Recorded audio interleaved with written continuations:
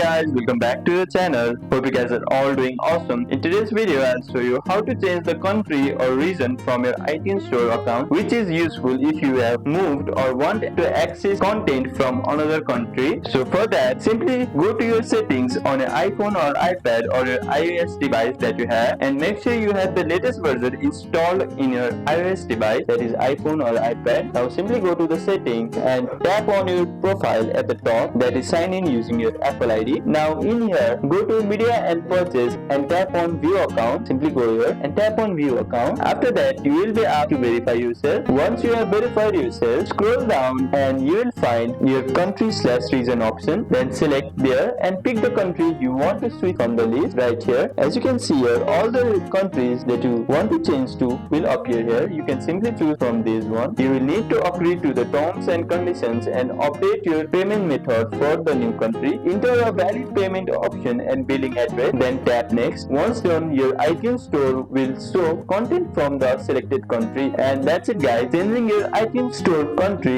is easy once you update your payment info. If this video helped you out, hit that like button, subscribe for more Apple tips, and thank you for watching. I'll see you on the next one.